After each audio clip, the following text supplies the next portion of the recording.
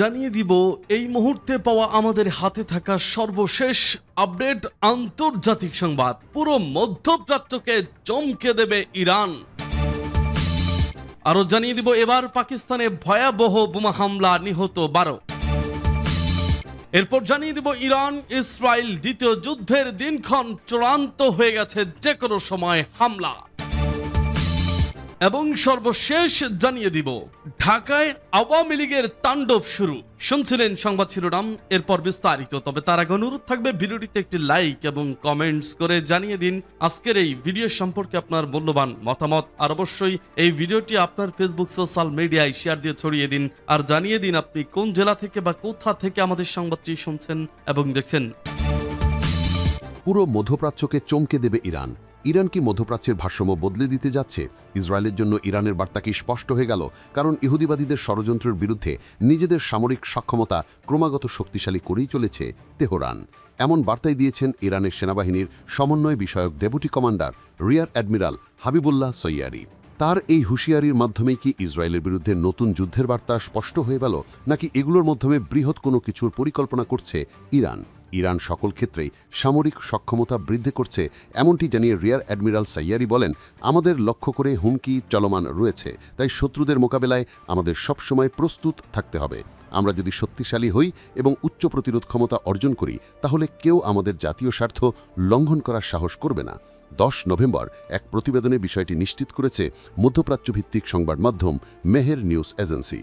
ইসরায়েলের বিরুদ্ধে সাম্প্রতিক 12 দিনের যুদ্ধের পর ইরানের সামরিক বাহিনীর অভ্যন্তরীণ দুর্বলতাগুলো সমাধান করা হয়েছে, এমনটি জানিয়ে সাইয়ারি আরও বলেন, যুদ্ধের ময়দানে শত্রুদের বিরুদ্ধে শক্ত ঢাল তৈরি করার জন্য স্থলবাহিনী, বিমান বাহিনী ও নৌবাহিনী সহ সকল বাহিনীর সক্ষমতা বৃদ্ধি করা আমাদের এজেন্ডায় রয়েছে। প্রশ্ন হলো, ইসরায়েলের জন্য এটি কি ইরানের শেষ সতর্কবার্তা? চলতি বছরের জুনে ইরানের বিরুদ্ধে 12 দিনের যুদ্ধে তেমন সফলতা অর্জন করতে পারেনি ইহুদিবাদীরা, কারণ তাদের মূল টার্গেট ছিল ইরানের পারমাণবিক কেন্দ্রগুলোকে পুরোপুরি ধ্বংস করে দিয়ে আজীবনের জন্য দেশটির এই কর্মসূচি বন্ধ করে দেওয়া।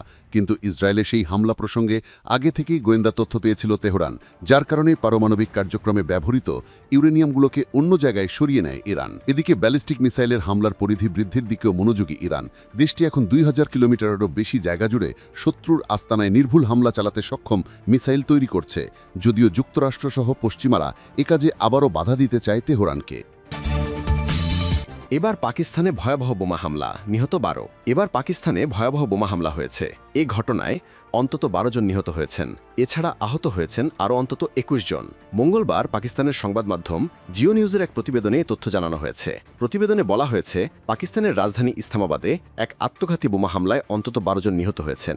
এ সময় আহত হয়েছেন আরও অন্তত 21 জন। পুলিশ সূত্রে এসব তথ্য জানা গেছে। পুলিশ জানায়, মঙ্গলবার সকালে আদালত ভবন সংলগ্ন একটি গাড়িতে বিস্ফোরণ ঘটে। ঘটনাস্থলটি ছিল ব্যস্ত এলাকা, যেখানে সাধারণ মানুষ, আইনজীবী এবং মামলার পক্ষের লোকজন উপস্থিত ছিলেন। বিস্ফোরণের পর আদালত ভবনটি দ্রুত খালি করা হয়। উপস্থিত সবাইকে পেছনের দরজা দিয়ে সরিয়ে নেওয়া হয় এবং সব আদালত কার্যক্রম স্থগিত করা হয়। বিস্ফোরণের পরপরই ইসলামাবাদ পুলিশের ডেপুটি ইন্সপেক্টর জেনারেল, প্রধান কমিশনার ও ফরেনসিক টিম ঘটনাস্থলে পৌঁছেছেন। এছাড়া উদ্ধারকর্মী ও আইনশৃঙ্খলা বাহিনী দ্রুত ঘটনাস্থলে অভিযান চালিয়ে নিহত ও আহতদের হাসপাতালে পাঠানোর ব্যবস্থা করেন। জিও নিউজ জানিয়েছে, এ ঘটনায় রাজধানী Pakistan institute of medical sciences হাসপাতালে জরুরি অবস্থা ঘোষণা করা হয়েছে। প্রতিবেদনে বলা হয়েছে, এখনও পর্যন্ত কোনো গোষ্ঠী হামলার দায় স্বীকার করেনি। নিরাপত্তা বাহিনী এলাকা ঘিরে রেখেছে এবং তদন্ত শুরু হয়েছে। ইরান ইসরায়েল দ্বিতীয় যুদ্ধের দিনক্ষণ চূড়ান্ত হয়ে গেছে। যে কোনো সময় হামলা। ইরানের পরমাণু কর্মসূচি থামাতে গত জুনে নজিরবিহীন হামলা চালায় ইসরায়েল ও তাদের অন্যতম মিত্র আমেরিকা। যে কোনো মূল্যে ইরানের পরমাণু অস্ত্রতরী ঠেকাতে তাদের মাটির নিচে লুকানো ফর্দো, নাতানথেস ও ইস্পাহান পরমাণু কেন্দ্রে বাংকারা ব্লাস্টার বোমা দিয়ে হামলা চালানো হয়। হামলার পরপরই মার্কিন প্রেসিডেন্ট ডোনাল্ড ট্রাম্প দাবি করেন, ইরানে পরমাণু অস্ত্র তৈরির স্বপ্ন চিরতরে শেষ করে দেওয়া হয়েছে। ইরান আর কখনোই পরমাণু অস্ত্র বানাতে পারবে না বলেও দাবি করেন তিনি। কিন্তু ট্রাম্পেরই দাবিকে ভুল প্রমাণ করে অবিশ্বাস্যভাবে সেই হামলার ক্ষত পুষিয়ে নিয়েছে ইরান। ইতিমধ্যে পরমাণু কেন্দ্রগুলোর ক্ষয়ক্ষতি মেরামত করে আবারও নতুন করে দিনরাত কাজ শুরু করেছে দেশটি। মধ্যপ্রাচ্যের আঞ্চলিক কর্মকর্তারা বলছেন, ইসরায়েল ও আমেরিকার যৌথ হামলার পরেও এখনও পরমাণু অস্ত্র তৈরির সক্ষমতা ইরানের রয়েছে। এ পরিস্থিতিতে উদ্বেগ জানিয়েছে ইসরায়েল। ইরান গোপন একটি স্থানে পরমাণু অস্ত্র তৈরির গুরুত্বপূর্ণ উপাদান ইউরেনিয়াম সরিয়ে নিয়েছে বলে দাবি করেছে তারা। সেই গোপন কারখানাগুলোতে ইরান দিনরাত ২৪ ঘণ্টা ক্ষেপণাস্ত্র তৈরির কাজ চালাচ্ছে বলে উদ্বেগ জানিয়েছে ইসরায়েল। মধ্যপ্রাচ্যের আঞ্চলিক কর্মকর্তা ও বিশ্লেষকদের মতামতের ভিত্তিতে মার্কিন সময় মাধ্যম দ্য নিউ ইয়র্ক টাইমস বলছে, ইসরায়েল ও আমেরিকার হামলায় ইরানের ক্ষয়ক্ষতি হলেও তা মোট ক্ষতির তুলনায় অনেক কম ছিল, ফলে এখনও পরমাণু অস্ত্র তৈরির পথে রয়েছে ইরান। আর এই কারণেই মধ্যপ্রাচ্যে ইসরায়েল ও ইরানের মধ্যে পরবর্তী যুদ্ধ কেবল সময়ের অপেক্ষা বলে মনে করছেন তারা। ২০১৫ সালে করা পরমাণু চুক্তির লক্ষ্য ছিল ইরানি ইউরেনিয়াম সমৃদ্ধিকরণ সীমিত রাখা, কিন্তু সেই চুক্তির মেয়াদ গত মাসে শেষ হয়ে গেছে, ফলে ইরানের উপর সব নিষেধাজ্ঞা পুনরায় চালু করেছে আমেরিকা। এই পরিস্থিতিতে ইরানের পরমাণু নিরস্ত্রীকরণ নিয়ে ইরান ও আমেরিকার মধ্যে আলোচনাগুলো বন্ধ হয়ে আছে। এর মধ্যে মার্কিন কর্মকর্তারা বলছেন, ইরানের হাতে এখনও এমন পরিমাণ ইউরেনিয়াম আছে যা দিয়ে প্রায় ১১টি পরমাণু অস্ত্র তৈরি করা সম্ভব। অবশ্য ইসরায়েল ও আমেরিকার হামলায় নিজেদের ইউরেনিয়াম মজুদ ধ্বংস হয়ে গেছে বলে দাবি করছে ইরান, কিন্তু ইসরায়েলের মতো ইরান তা গোপনে অন্যত্র সরিয়ে নিয়েছে।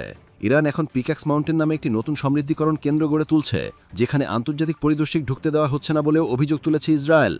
এদিকে আন্তর্জাতিক পারমাণবিক শক্তি সংস্থার প্রধান রাফায়েল গ্রোসি বলেছেন, ইরানের বেশিরভাগ সমৃদ্ধ ইউরেনিয়াম যুদ্ধের পরও অক্ষত আছে।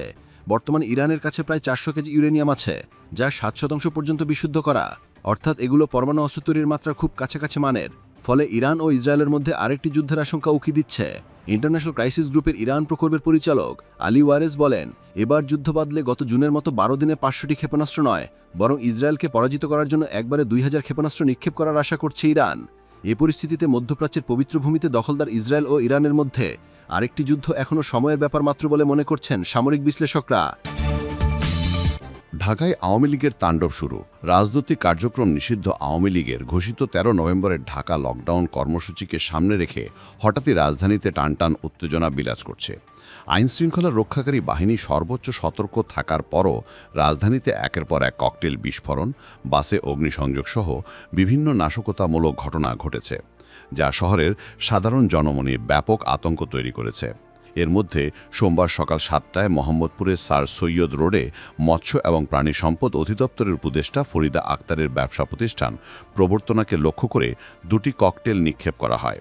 অন্যদিকে রাজধানীর শেরেবাংলা নগরের আগারগাঁও রেডিও স্টেশনের সামনে মোটরসাইকেল করে এসে ২টি ককটেল বিস্ফোরণ ঘটিয়েছে দুর্বৃত্তরা। সন্ধ্যা ৭:১৫টার দিকে এই ঘটনা ঘটে, তবে এতে কোনো হতাহতের ঘটনা ঘটেনি।